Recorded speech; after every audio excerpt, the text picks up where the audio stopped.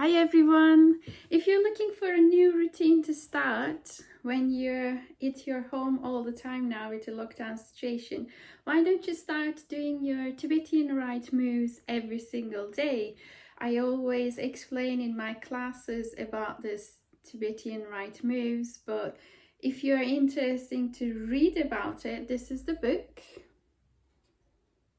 I hope you can see it. There's more information in there. Basically, there are 5 moves that in Tibetan rites that Tibetan monks come up with to get your balance your chakras and to get your immune system stronger. Apparently your hair grows as well. I wonder why my hair is growing so fast all the time, plus the inversions that I do. This Tibetan rite is supposed to be done in 21 times each in a right order. But if you start doing this Tibetan rites 21 times each right now, you might be feeling sick both ways. So we are going to start with 3 times each or 5 times each for a whole week. Then you will add small numbers on it to reach the 21 a day, which takes about 3 months to do it. So let's say you didn't have time. We have no time now at home. But anyway, when the real life starts again, when we go back to our busy lives, if you don't have time, it only takes 10 minutes, by the way. If you don't have time today, you can go back to 5 times each of these Tibetan rite moves, and it still works. Gives you full energy going on whole day, especially now when we are sitting at home and not doing much and feeling lethargic or down. Let's start doing the Tibetan rite moves. It's the best time to start with. So the first move of the Tibetan rites is we are going to stand up, open the arms to the sides, palms facing down. Then we are going to rotate clockwise. That's important, rotating clockwise 5 times. So rolling once, twice, 3 times, 4 times, and 5 times. You can do this as fast as you like, as slow as you like. You might feel dizzy. You can use the dancer's trick of keeping your eye gaze to the front and back and front and back, so you feel less dizzy with your head. The second move of the Tibetan rites, we are going to lie down on the floor. Bring your arms by your sides, palms facing down. We're going to lift the shoulders and head off the ground so you can lose that gap on your back, pulling your belly button into your spine. So take a deep inhale, lift your legs up 90 degrees. Exhale, lower them down. Inhale, lift up. Exhale, lower them down. 3 more. Inhale. Exhale. 2 more. Inhale. Exhale. Last one. Inhale. Exhale. If it's too much, you can always keep your bent knees and do it more gently, lowering your feet up and down in a more gentle way if you have back issues. So that was the second move of the Tibetan rites. The third move of the Tibetan rites involves with camel pose and the rabbit pose.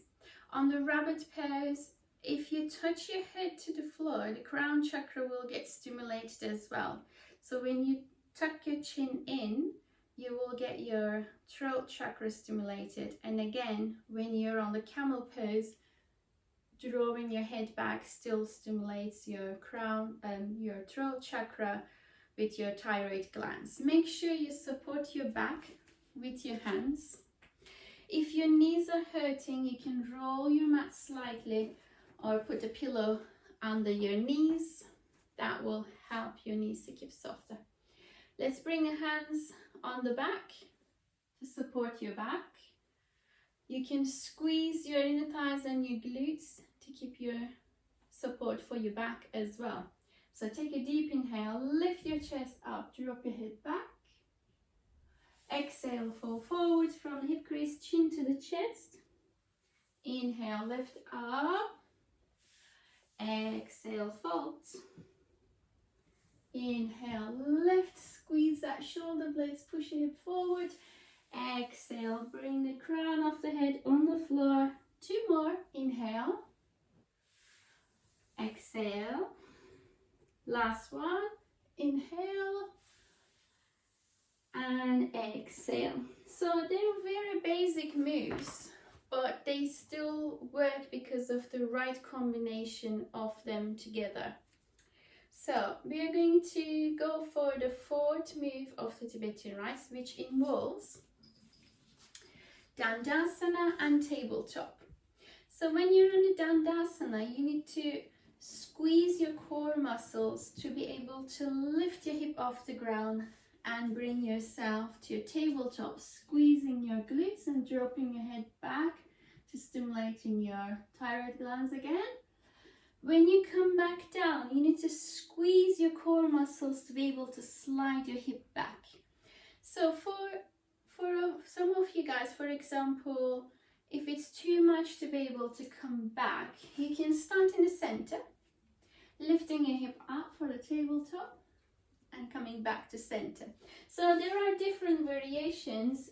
Use the ones that fits your body type easily. Let's do 5 of these. Take a deep inhale, lift your hip up, squeeze your glutes. Exhale, coming back to center. Inhale, lift up. Exhale, back. 2 more. Exhale, last one. And exhale. The last move of the Tibetan Rites, we always do in every single yoga sessions. We are very familiar with, it's the downward dog, right? So we're going to have that like a threading a needle movement going on. As I mentioned earlier, you can do as slow as you like or as fast as you like. The one thing I will mention, so because when you're on the upper dog, usually we have our feet turned and we are on the top of the feet. I'll show you, it will be easier to explain. So from your downward dog, usually when we go on the upper dog, we turn the toes, right? Still squeezing your glutes and your inner thighs to keep your back safe. So when we're doing the Tibetan Rites, because we go faster, upper dog, downward dog, upper dog and downward dog. So when you're on the upper dog, there is a quite strong dip going on your back. So to avoid your back hurting, you can squeeze your glutes and your inner thighs extra to keep your back safe, just to keep that in your mind. So let's do that one.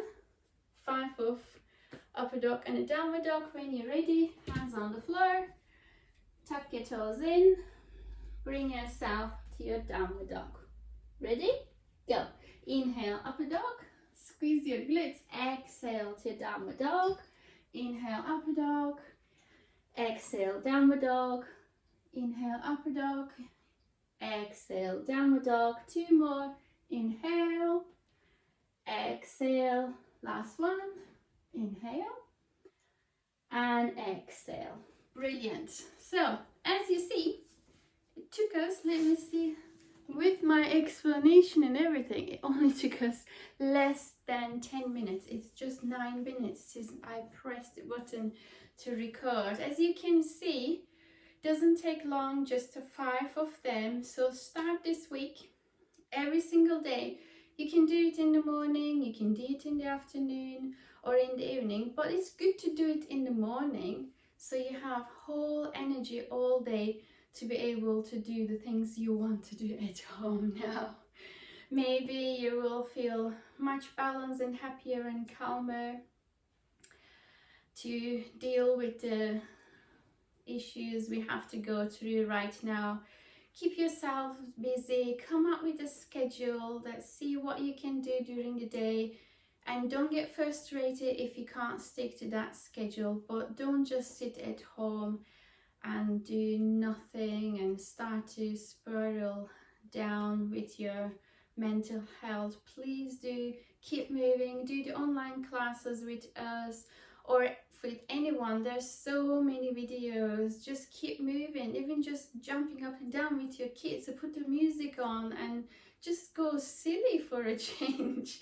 They love it and they understand better than us that we are going through this situation. They accept it better than us. I know now mentally when someone says stay at home, automatically you want to go out. But if it was the other way around, if they say nobody is allowed to go home, everybody has to stay out, we would be itching to go in. It's just work your way to find that peace and calmness in your mind. Remember, we are not in a war. There is no one coming to destroy your house. You don't see anyone getting killed on the streets. We are so lucky and fortunate to be just sit at home, be our friend, be with our family and talk to our friends and support them on the social media. We still have the internet connection. How amazing is that? So count your blessings. Keep happy. Namaste. Love you all.